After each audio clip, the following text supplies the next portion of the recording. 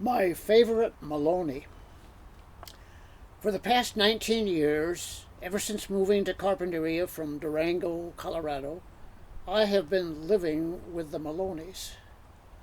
Well, not exactly with the old man and his wife themselves, but with the many diverse items, large and small, which remained in the house after I purchased it.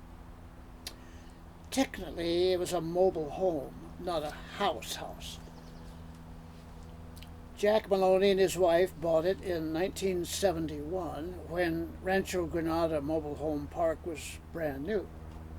They were retired and moved down from a home they had owned for many years in Santa Barbara.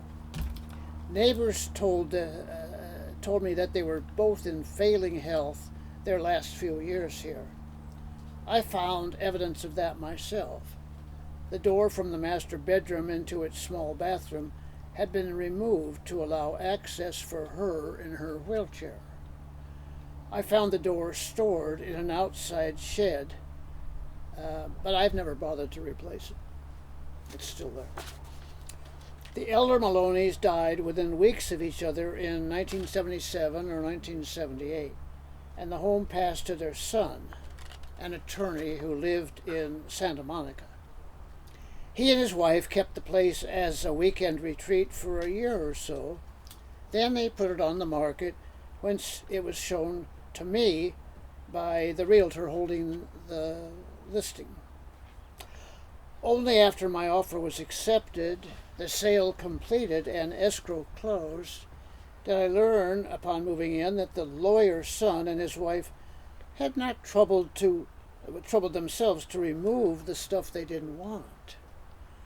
At first I was miffed, but in the weeks that followed I gradually disposed of large items I had no use for, but kept many of the small things I found occupying various drawers and cupboards, especially in the kitchen.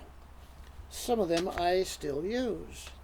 Many of them I have never used, nor even figured out exactly what they are for. I just live with them. I call each of these a Maloney. For example, still residing in the top drawer of the built-in buffet are 4 of their personal calling cards in elaborate calligraphy. I come across them every year or two, take a quick look at one, then return it to its spot with the others. I like the feeling they give me of being connected with the old couple, the only other people to have ever occupied my home. Larger items, including 2 very bulky swivel rockers, made even more cumbersome by having been mounted on plywood platforms with skateboard wheels fastened to the bottom of the platforms, seem to have been a clever way for these 2 mobility-challenged seniors to move their seats around the room. The end.